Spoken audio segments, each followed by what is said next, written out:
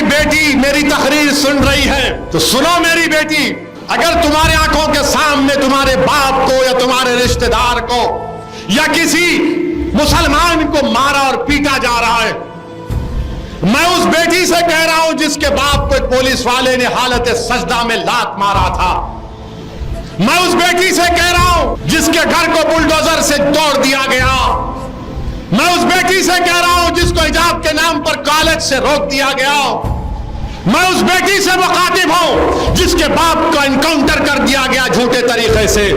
تو میری بیٹیوں، ہمت رکھو، حوصلہ رکھو، تمہارے باپ، تمہارے بھائی، تمہاری بہن، تمہاری قوم سے اگر کچھ ہو رہا ہے تو دعا کرو، تمہارے ہاتھ اٹھا کر اللہ کو حیا آتی ہے کسی بندے یا باندے کی اگر دعا اس کے ہاتھ اٹھتے ہیں اس کے ہاتھ خالی جانے سے۔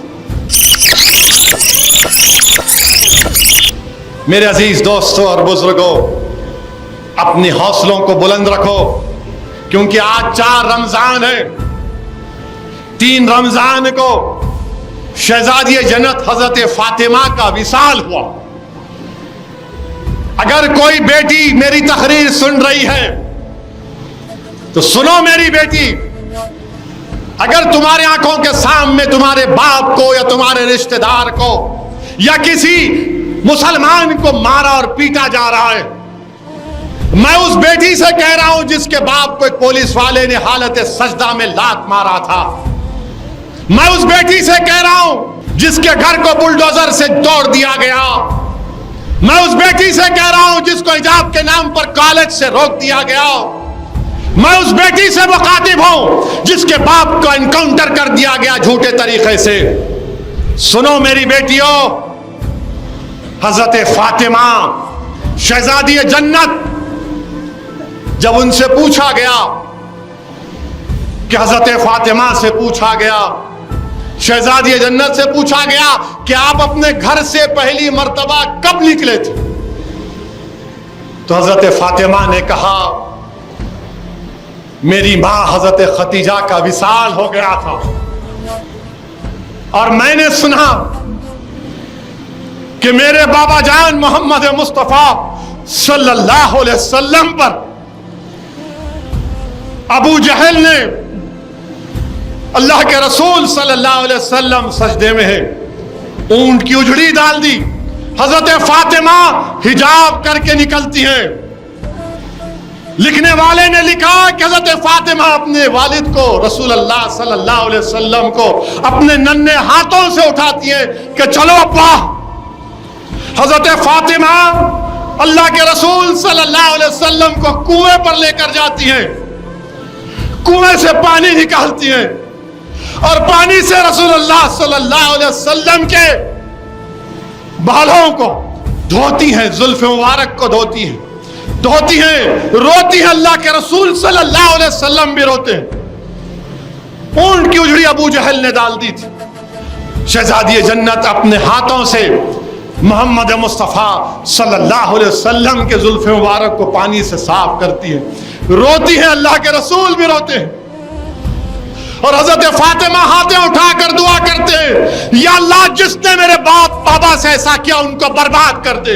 اللہ کے رسول صلی اللہ علیہ وسلم آمین بولتے۔ اب آپ دیکھو، طائف کے بازار میں رسول اللہ صلی اللہ علیہ وسلم پر پتھر برسائے گئے، فرشتے نے آ کر کہا بولو محمد صلی اللہ علیہ وسلم اللہ پوچھ رہا ہے، اجازت دو، ان کو 2 پہاڑوں میں وہ کر دیں گے، مس کر دیں گے۔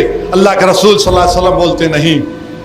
احد کے میدان میں دندان مبارک شہید ہوا، فرشتے آ کر بولتے اللہ کہہ رہا پوچھ رہا ہے، اجازت دو، ان کو زمین میں دھسا دیا جائے گا۔ رسول اللہ صلی اللہ علیہ وسلم نے کہا نہیں، ان کی نسل مسلمان ہو جائے گی۔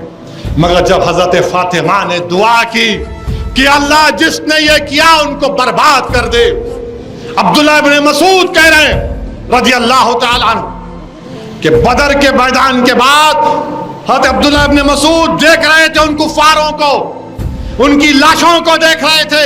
کسی نے پوچھا عبداللہ ابن مسعود کیا دیکھ رہے ہو؟ تو کہا حضرت فاطمہ کی دعا دیکھ رہا ہوں۔ تو میری بیٹیوں ہمت رکھو، حوصلہ رکھو، تمہارے باپ، تمہارے بھائی، تمہاری بہن، تمہاری قوم سے اگر کچھ ہو رہا ہے تو دعا کرو، تمہارے ہاتھ اٹھا کر اللہ سے۔ اللہ کو حیا آتی ہے کسی بندے یا باندی کے اگر دعا اس کے ہاتھ اٹھتے ہیں اس کے ہاتھ خالی جانے سے۔ میرے بھائی، یہ موقع ہے حضرت فاطمہ کو بھی یاد رکھنے کا، یہ موقع ہے۔ اور میری بیٹیوں، میں تم کو پیغام دے رہا ہوں، یہ سنت فاطمہ ہے کہ شہزادی جنت رات میں تہجد میں اٹھتی تھی، دن میں چکی پیستی تھی، ہاتھ چھالے پڑ جاتے تھے، ہاتھ میں چھالے پڑ جاتے تھے۔ رات میں شیر خدا سے اجازت لیتی کہ علی مجھے اجازت دو کہ میں اپنے رب کو راضی کر لوں۔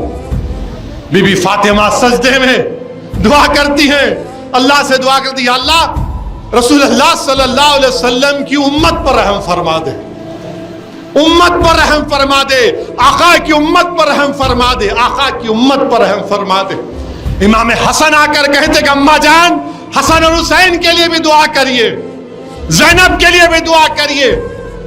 بولتے نہیں، پہلے میری رسول اللہ صلی اللہ علیہ وسلم کی امت کا حق ہے۔